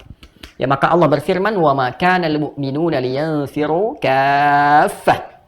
Falaula nafara min kulli firqatin minhum ta'ifatun liyatafaqahu fid din wa liyunziru qaumahum idza raja'u ilaihim la'allahum yahdharun." Dan tidaklah semua insan beriman yang sejati itu semestinya semua berjuang di medan perang. Jangan semuanya begitu. Maka turun ayat. Hendaknya ada sebagian dari mereka itu perjuangannya dialihkan melalui pengetahuan, pendalaman pengetahuan. Itu sudah visi yang panjang 15 abad yang lalu. Ya, bahwa boleh jadi nanti ya pertarungan itu, peperangan itu, aksi yang muncul itu dari perbedaan-perbedaan pandangan yang biasanya melahirkan kontak fisik nanti akan beralih. Ya, medannya beralih ke medan pengetahuan. Ya, sekarang terbukti. Ya, sekarang kan ada di teknologi, kan ada digital, ya. Sekarang ada cyber, ya. Threat-nya kan banyak nih ancamannya, ada ancaman cyber, ada ancaman macam-macam dan sebagainya. Nah, itu kan beralih konsep dasarnya ke pengetahuan. Makanya insan beriman itu kalau belajar kata Al-Quran mesti sampai ke taraf pemahaman, mengerti betul sampai paham. Bukan sekedar tahu, dapat info begini langsung action, tidak. Sampai paham, sampai mengerti, setelah itu share. Waliyunziru qaumahum idza raja'u ilaihim, mengajarkan kembali. La'allahum yahdharun, kepada orang-orang supaya mendapatkan pencerahan yang sama dan ilmunya menyebar sehingga punya kekuatan. Ya, dengan kekuatan pengetahuan itu bisa menjaga kedaulatan, menjaga imannya dan sebagainya. Maka ini nilainya tinggi, termasuk bagian dari jihad. Bahkan kalau buka tafsir Al-Maraghi itu, Imam Mustafa Al-Maraghi itu punya kitab namanya Tafsir Al-Maraghi. Kita juga ada, nanti kita tunjukkan ke teman-teman. Itu beliau menyampaikan bahwa para pakar tafsir memberikan pandangan jika aksi militer ini tidak ada, tuntutan militer tidak ditemukan, maka ini naik status nih. Ya, jadi lebih tinggi. Ya kan? Dan nilainya tinggi di hadapan Allah Subhanahu wa taala. Meninggal syahid juga. Jadi orang-orang yang berjuang, yang belajar, yang mengajar, para ulama tuh jagain yang ikhlas-ikhlas. Itu para pejuang itu dan penjaga pakunya itu. Ya, maka berbahagialah kalau ada di satu lokal, satu tempat, satu daerah, satu komplek, apalagi di negara misalnya ada ulamanya, tokohnya, jagain tuh. Karena itu pakunya tuh. Ya, keberkahan akan turun. Ada ulama satu tempat, satu komplek, keberkahan turun di situ. Ulamanya pergi, berkahnya hilang. Ya, makanya hati-hati, jaga tuh. Jaga dengan baik, jangan sampai tersakiti, jangan sampai terzalimi. Kalau sudah itu lahir, pulang atau pergi, repot, berkahnya berkurang, turun. Ya, dan nanti biasanya kalau pergi ya muncul lawannya kemungkaran. Ulama itu kan bawa ilmu, bawa kebaikan. Lawan baik itu kan buruk. Ya, itu poin-poin yang penting kita jaga. Tapi harus saling bersinergi, saling menyatukan. Ya, jangan sampai dikotak-kotakkan, jangan sampai dipecah dan sebagainya. Tidak, harus bersatu. Kalau memang negerinya ingin makmur, tempatnya ingin baik, semua bersatu dalam kebaikan. Sesuai porsinya masing-masing. Dan itu ketika dilakukan menjadi amal soleh, berpeluang jihad. Ya, nanti di bawahnya ada apa lagi? Banyak. Ya, ada jihad misalnya mengendalikan wabah penyakit kemarin COVID itu. Ya, itu perjuangannya tuh masuk dalam bagian jihad. Kan jihad itu nanti melahirkan syuhada, ya, syahid. Syahid itu nanti akan ada tiga kategori. Dunia wal akhirah, syahid dunia akhirah seperti syahid yang wafat dalam tuntutan militer, ya, yang dibenarkan secara syariat. Kemudian nanti ada syahidul akhirat duna dunia, syahid dalam kategori akhirat walaupun tanpa dunia. Itu babnya banyak sekali. Termasuk yang tenggelam, termasuk kemudian yang kena wabah, gitu kan? Termasuk yang berjuang, seorang ibu yang mengandung, ya, saat melahirkan saya meninggal atau saat mengandung melahirkan, mengandung kemudian wafat, itu termasuk masuk dalam kategori syahid. Maka ketika pulang dipanggilnya lewat babul jihad. Doanya min babil jihad. Ya, aina syuhada atau aina al-mujahiduna fi sabilillah atau kama yaqa, ya, atau seperti yang Allah kehendaki kemudian hari dipanggil lewat sini. Intinya untuk mendapatkan rahmat Allah berupa surga itu kuncinya di sini, iman dan amal soleh. Dan Allah mengapresiasi setiap amal soleh kita itu dengan surga yang senafas dengan amal soleh yang dikerjakannya. Ya. Nanti jenis-jenis surganya bisa beragam. Ya. Bisa beragam. Nanti ada surga misalnya yang kita kenal dengan Firdaus, ya kan? Nah, ini pintunya pintu sini dulu nih. Nah, cuma nanti jenis surganya apa, namanya bisa beda-beda. Ada surga Firdaus. Ada surga Aden misalnya. Ya. Terus namanya bisa berbeda-beda sesuai dengan tingkatannya. Ya. Bahkan yang paling menarik nanti ada surga yang mengakumulasi amal-amal soleh itu. Ya, misal kita contohkan surga Firdaus, surga Firdaus. Seorang masuk surga Firdaus. Kenapa disebut salah satunya yang tertinggi, yang paling indah, yang paling baik? Karena untuk masuk ke surga Firdaus itu ternyata latihan amalnya bukan 1-2 amal, tapi ada beberapa amal tuh, ragam amalnya. Ya, pindah ke Quran surah ke-23 misalnya, Quran surah Al-Mu'minun. Quran surah ke-23 di ayat 1 sampai 9 dulu lah, atau 11 lah. Ya, 1 sampai 11. Qad aflahal mu'minun. Insan beriman yang sejati itu dijamin yang akan mendapatkan kebahagiaan, kesuksesan, ketentraman, kebaikan. Ya, siapa mereka itu? Alladzina hum fi salatihim khashi'un. Salatnya khusyuk. Salat. Ya. Apalagi nanti amalannya? Ya, walladzina hum 'anil lagwi mu'ridun, meninggalkan perbuatan yang tidak bermanfaat. Perbuatannya bermanfaat semua, berkata yang bermanfaat, kan? Melihat yang bermanfaat, ya, bekerja yang bermanfaat, bertutur yang bermanfaat. Walladzina hum lizzakati fa'ilun, kalau zakat juga dia kerjakan. Tuh. Jadi dia bekerja itu bukan sekedar mengumpulkan harta benda, tapi orientasinya gimana supaya saya punya harta untuk zakat. Gimana supaya saya punya harta untuk infak? Ada perintah, wa aqimus shalah wa atuz zakah. Saya sudah salat ya Allah, tapi saya belum zakat. Maka dia berusaha bekerja untuk berzakat, bukan untuk mengumpulkan harta. Kumpulannya bonus saja, tapi orientasi utamanya untuk zakat. Tuh. Terus sampai nanti ya, walladzina hum li furujihim hafizun, ya, dan mereka menjaga ya kehormatan dirinya, ya, tidak berzina, tidak selingkuh, tidak zina. Menjaga salat, bertutur yang bermanfaat, menghindari perbuatan yang sia-sia, berusaha untuk zakat, menghindari perbuatan zina, mendekat kepada Allah. Baru ujungnya ulaika humul warithun alladzina yarithuna al-firdausa hum fiha khalidun. Mereka itulah para pewaris surga Firdaus yang sedang beraktivitas di bumi.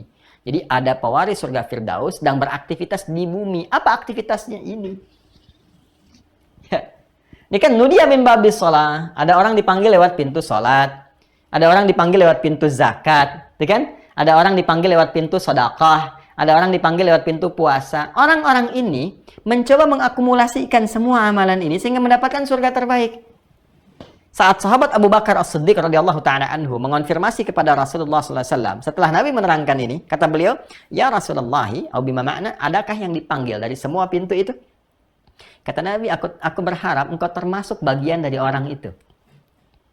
Aku berharap engkau termasuk bagian dari golongan atau orang itu. Jadi ada orang-orang yang dipanggil berebut oleh pintu-pintu itu.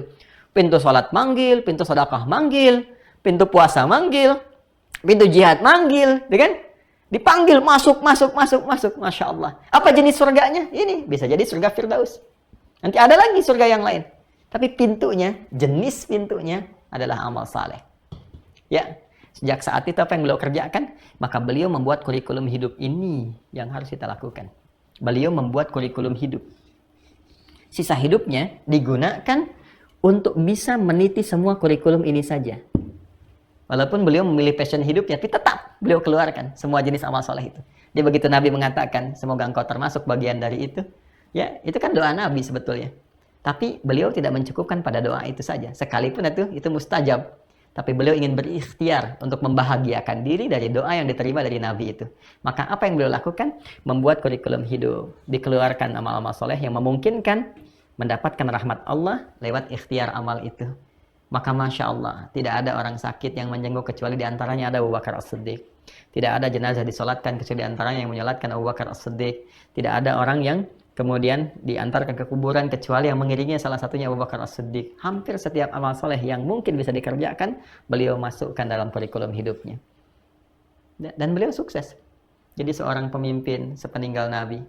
Ya, penguasa negara juga, hartanya membahagiakan, luar biasa, kaya harta, kaya diri, kaya ilmu, kaya iman. Dan masih sempat nengok orang sakit, mengantarkan jenazah, menyolatkan sebelumnya, membahagiakan orang-orang sekitaran, berbagi dalam kebaikan. Itu hidupnya tuh diisi itu saja, dan indah kan?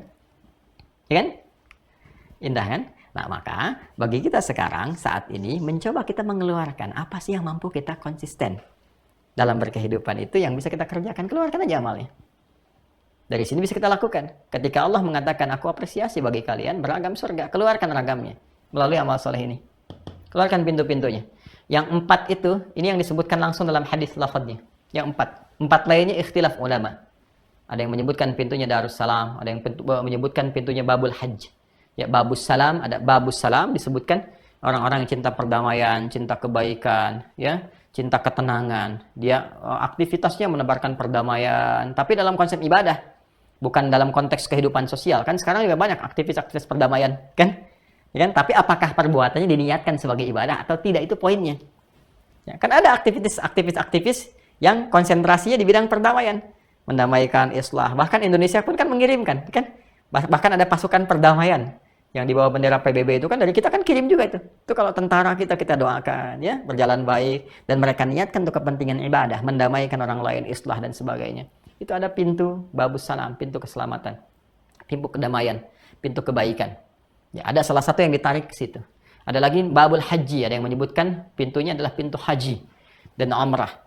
Ya, dan itu jaminannya kan laisa lahul jazaa illal jannah. Al hajjul mabrur laisa lahul jazaa illal jannah. Haji mabrur yang mampu merubah pelakunya menjadi lebih baik dan konsisten sampai dengan wafat, nggak ada pahala setimpal kecuali surga. Begitu akan di depan pintu surganya, pintunya manggil, pintu hajinya. Ya.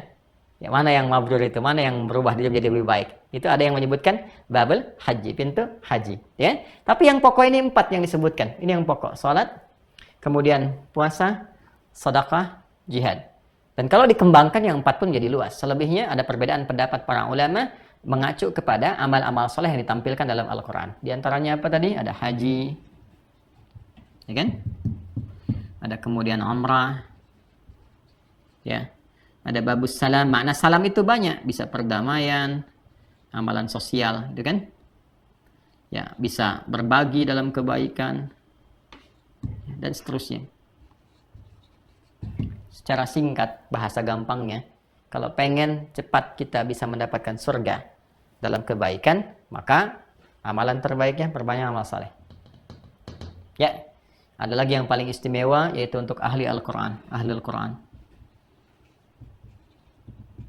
Ini yang nanti diberikan mahkota, disambut oleh malaikat yang berjejer di setiap pintu surga, dan diperintahkan untuk mengucapkan selamat kepada mereka. Salamun, salamun, salam, selamat, selamat, selamat, selamat. Ya, alaikum bima sabartum, untuk Anda semua karena sabar saat berada di dunia melakukan amal soleh. Dan di antara ayat itu ada yang terkait dengan ahli Quran. Tahu dari mana? Di Quran surah Ar-Ra'd ayat 13, Quran surah 13 ayat 23 sampai 24. Jannatu 'adnin yadkhulunaha wa man salaha min abaihim wa azwajihim wa dhurriyyatihim wal malaikatu yadkhuluna 'alaihim min kulli bab. Salamun 'alaikum bima sabartum fa ni'ma 'uqbad dar. Ya, malaikat diperintahkan berjejer di pintu surga menyambut mereka, mengucapkan selamat karena Anda sabar saat menjalani aktivitas beramal soleh saat di dunia. Silahkan nikmati surga, tempat terindah yang telah disiapkan untuk kalian. Siapa mereka? Orang-orang hebat yang bahkan mampu menggandeng bapaknya, ibunya, pasangannya, keluarga besarnya. Ada orang yang Allah tetapkan menjadi syafaat untuk keluarga besarnya dan masuk lewat surga Aden. Pembuka di ayat ini, di ayat ke-23 di surah 13, itu sama persis dengan di Quran surah 35, Fatir ayat 33. Jannatu 'adnin yadkhulunaha, sama persis di Quran surah Fatir ayat 33 dengan kalimat yang sama. Jannatu 'adnin yadkhulunaha yuhallawna fiha min asawir. Ada para penghafal Quran, ada para ahli Quran. Bisa penghafal, bisa pembaca, bisa pengkaji Quran. Yang penting ahli Quran, senang Quran, cinta Quran. Yang masuk lewat surga Aden. Yuhallawna fiha min asawir. Tidak masuk dulu kecuali dihiasi dulu. Pakai gelang-gelang indah, pakai mahkota. Di At-Tirmidzi kan dipakaikan mahkota, keindahan, jubah, kebesaran. Baru dia menggandeng jadi syafaat dengan Qurannya. Quran memberikan syafaat kepadanya dengan izin Allah, dan dengan itu dia bermanfaat untuk keluarganya. Masuk ke surga, disambut para malaikat. Ini diantaranya. Jadi sekarang kita tinggal bikin kurikulum amal. Kurikulum amal. Keluarkan amalan yang pokok. Keluarkan amalan yang furu', yang cabang. Yang pokok itu yang Allah wajibkan untuk kita. Wajib aini, salat. Keluarkan yang pokok. Ya, yang pokok-pokok. Jangan sampai tinggal. Lalu maksimalkan. Jadi apapun Anda, jadi apapun saya, jadi apapun kita.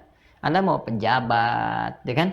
Anda mau pebisnis, sesibuk apapun, mau rakyat, mau ulama, mau siapapun, kita punya kewajiban yang sama di hadapan Allah untuk mengabdi, beribadah. Ada amalan pokok, contoh sholat. Maka sholat ini yang mampu menyelamatkan kita. Ya, minimal yang pokok aja. Yang pokok. Kalau amal-amal pokok kita kerjakan, minimal, insya Allah bisa masuk surga. Dapat rahmat Allah. Maksiat jauhi. Maksiat kita jauhi, taat kita kerjakan, minimal. Ya, minimal bisa ke surga. Ya, surga itu, maaf, walaupun tingkat yang biasa, sebiasa-biasanya, keindahannya tak terlukiskan. Makanya di ayat ke-25 ditampilkan keindahan surga pada umumnya. Tajri min tahtihal anhar. Kullama ruziqu minha rizqa, ya qalu hadzal ladzi ruziqna min qabl. Ya, wa utubihi mutasyabiha. Walahum fiha azwajum mutahharatu wa hum fiha khalidun. Ya, Masya Allah. Itu baru yang biasa, yang standar pada umumnya. Ada sungai-sungai yang mengalir, yang indah. Nanti kita bahas sungainya apa saja sih, seperti apa yang digambarkan itu. Ya, tapi kita nggak bisa bayangkan seperti itu, nggak. Memang ada citra di benak kita, tapi nggak akan sama dengan yang aslinya, yang sejatinya. Kata Nabi, mala ainun ra'at wala udhunun sami'at wala khatar ala qalbi bashar. Nggak sama dengan yang pernah kita lihat di dunia, yang kita pernah dengar, yang kita citrakan begitu, nggak seperti citranya kita. Atau yang kita lamunkan, nggak. Lebih indah daripada itu. Ada apa saja? Ya, jannatin tajri min tahtihal anhar. Digambarkan ada keragaman sungai-sungai yang mengalir. Ya, ini kan menggambarkan keindahan, ketenangan, kenyamanan. Karena dulu kan citranya pada masa itu di era-era dulu kan di padang pasir, jarang ada sungai dan sebagainya. Sehingga orang-orang Arab tuh kalau ke Indonesia khususnya, ke Bogor, Sukabumi, Cianjur, daerah-daerah yang Masya Allah, ke Sumatera, itu kan ke Harau kan indah tuh pemandangannya. ya, Ngarai Siano dan seterusnya begitu kan indah-indah tuh. Ya, ke Sumatera ya atau sampai ke Sulawesi itu, lihat-lihat sampai ke lautan macam-macam banyak sungai. Mereka mengatakan ini surganya dunia nih. Indonesia nih. Ya, karena mendapati sesuatu yang nggak ada di tempatnya, indah, kelihatannya indah, bagus. Ya. Kan? Apalagi misalnya selain itu? Ya, ada berbagai kenikmatan. Kullama ruziqu minha min thamaratir rizqa. Setiap diberikan berbagai rezeki yang beraneka ragam. Contohnya apa? Ada kenikmatan dari bebuahan misalnya. Contoh saja. Ya. Ada banyak yang lainnya. Ya, tapi digambarkan sesuatu yang memberikan kesan yang enak, nyaman. Kan kesan enak, nyaman itu ketika berada di satu taman. Ya kan? Ya, enak, gemercik airnya tenang. Mau ngambil apa saja enak, ada bebuahannya beraneka warna. Ya, semuanya indah, mirip-mirip tapi rasanya bisa beda-beda. Oh, digambarkannya enak gitu ya. Hadzal ladzi ruziqna min qablu wa utubihi mutasyabiha. Ini yang dijanjikan sebelumnya. Ya kan? Dan diberikan yang mirip-mirip, yang enak, yang nyaman, bisa kelihatan seperti sama tapi rasanya beda-beda. Nanti kita baca tafsirnya.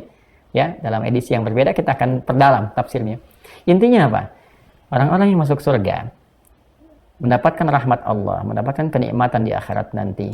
Standar surga biasa saja kenikmatannya sangat tak terlukiskan. Sampai-sampai ada orang yang dalam keadaan hidupnya merasakan penderitaan saat di dunia, begitu masuk surga lupa, nggak pernah ingat sedikit pun. Bahkan ada orang yang beriman cuman sayang maksiatnya menutupi taatnya sehingga harus dibersihkan dulu, dan dia mendapati nanti di Al-Bukhari mendapati hukuman ya di neraka, waliyadzubillah, kita berlindung kepada Allah dari yang demikian, sampai dihilangkan semua ya sifat maksiatnya itu, baru kemudian dimasukkan ke dalam surga. Itu segosong-gosongnya, sehancur-hancurnya, begitu masuk surga baru mendapatkan percikan kenikmatannya, sudah lupa semua apa yang dialaminya di neraka, saking nikmatnya surga itu ya. Tapi tidak harus menjadikan itu bagi sebagian hamba berpikir ke neraka dulu, tidak, na'udzubillah min dzalik, jangan jangan, ya, jangan simpulkan demikian. Jadi kita kembalikan bahwa yang dimaksud di sini jannatin, keragaman surga, itu kembali kepada amal soleh yang kita titi saat berkehidupan di dunia. Maka prinsipnya adalah sepanjang berkehidupan ayo berbuat baik. Itu poinnya. Sepanjang berkehidupan ayo berbuat baik. Dengan berbuat baik itu berpotensi lebih besar mendapatkan rahmat Allah Subhanahu wa taala. Dan kebaikannya bukan ukuran kita, jangan semaunya. Ada ukurannya. Ini kata Allah yang baik itu begini, gitu kan? Nah, ini yang tidak baik yang seperti ini. Maka kalau baik menurut Allah, cepat ikuti, itu yang dimaksud dengan amal saleh. Ya. Baik, jadi standarnya jangan dibuat standar manusia. Standarnya adalah standar yang telah Allah tetapkan aturannya. Berbeda pendapat manusia dalam memahaminya, boleh-boleh saja itu sah. Tapi sepanjang mengacu kepada apa? Ketentuan baku yang telah Allah tetapkan. Jelas ya? Baik, saya kira teman-teman sekalian itu yang bisa kita bahas sebagai pengantar pertama, pelengkap bagian ketiga dari ayat ke-25. Kita masih akan bahas ini ya, karena kita belum selesai. Siapa yang dimaksud walahum fiha azwajum mutahharah? Azwaj mutahharah itu siapa? Wahum fiha khalidun. Kenapa menggunakan kata khalidun di situ?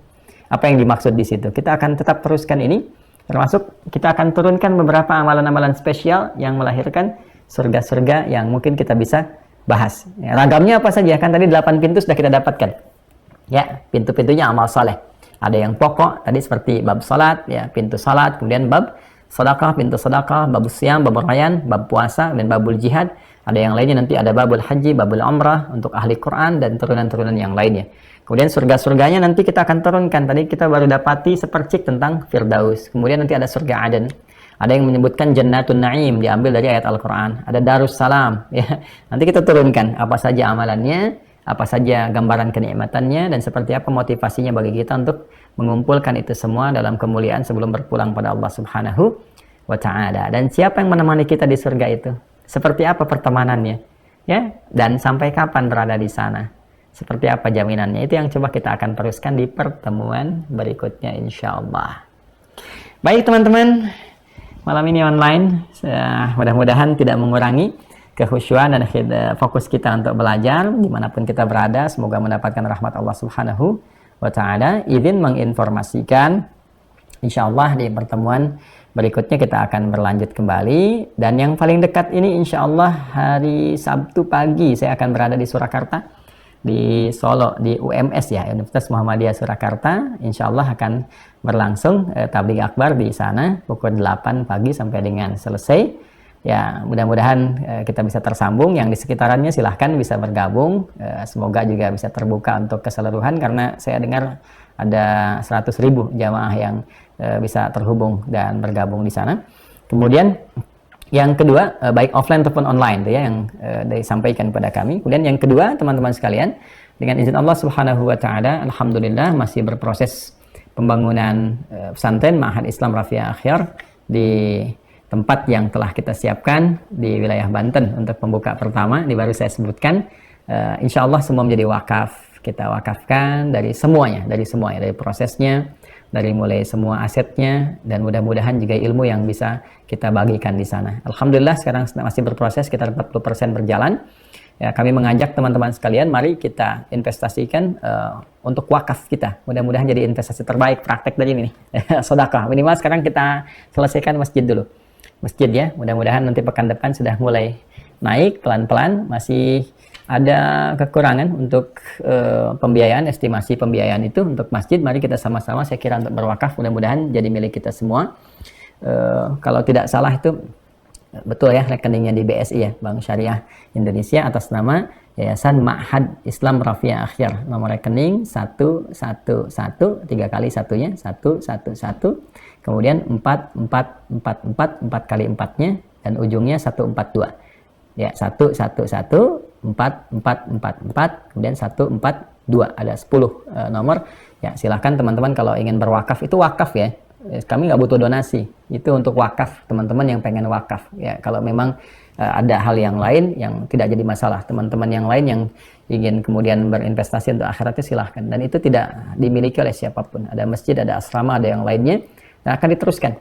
Ya, dan saya juga berpesan kepada murid-murid yang sedang belajar di luar, yang kami utus serius belajar, tolong sungguh-sungguh. Ya, kami sudah siapkan berbagai hal, termasuk pesantren dan sebagainya. Jadi kalau Allah berkehendak saya berpulang lebih dulu, Anda bisa teruskan. Ya, dan mudah-mudahan diridhai oleh Allah Subhanahu wa taala. Kemudian yang ketiga, teman-teman sekalian, bagi yang telah mengikuti seleksi untuk beasiswa, insya Allah sedang kita siapkan, kami terhubung, mudah-mudahan sebentar lagi sudah ada berita tentang visa keberangkatan, maka kami akan infokan dan mohon bersiap-siap yang sudah diinfokan oleh panitia. Yang lainnya kita akan coba fasilitasi kembali, mudah-mudahan ada kuota yang ditambahkan sehingga kita bisa lakukan tes untuk berikutnya. Lalu yang terakhir, teman-teman sekalian, saya harus meminta maaf pada teman-teman yang terhubung di Mira. Belum kita mulai yang setiap ba'da subuh, mohon izin, mohon doakan saya. Kami ba'da subuh itu setelah sholat subuh kembali, saya mesti bergantian dengan istri tercinta. Ada 3 balita yang masih membutuhkan perhatian, belum bisa saya tinggal sepenuhnya. Jadi mohon sekali, saya sedang mengatur, mudah-mudahan bisa dialihkan waktu atau disesuaikan, dan mudah-mudahan ada video-video yang kita bisa kirimkan untuk menjembatani materi yang telah disampaikan di pertemuan sebelumnya. Mudah-mudahan semua dirahmati Allah, kita semua disayang oleh Allah, dan diperbaiki hal-hal yang kurang untuk kita optimalkan. Malam Jumat, besok juga sudah masuk Jumat, perbanyak sholawat pada Rasulullah SAW. Jangan lupa surah Al-Kahf, jangan lupa menyiapkan ibadah Jumat esok hari dan doa yang pernah kita pelajari bersama. Ya Allahumma kfina bihalalika an haramik wa aghnina bi ta'atika an ma'siyatik wa bi fadlika amman siwak. Itu bisa kita optimalkan insyaallah. Terima kasih. Kita berdoa, semoga doa ini memberkahi pembelajaran kita, melengkapi apa-apa yang kurang, yang salah, yang keliru tinggalkan. Ya, koreksi dan tampilkan yang benar kita ikuti istiqamah sampai kita kembali pada Allah Subhanahu wa taala. Allahumma taqabbal minna innaka antas sami'ul alim wa tub 'alaina innaka antat tawwabur rahim. Rabbana atina fid dunya hasanah wa fil akhirati hasanah wa qina adzaban nar. Allahumma kfina bihalalika an haramik wa aghnina bi ta'atika an ma'siyatik wa bi fadlika amman siwak. Allahumma ij'alna min ahli al-Qur'an واجعل القرآن صاحبا لنا في الدنيا وشفيعا لنا في الآخرة يا أرحم الراحمين.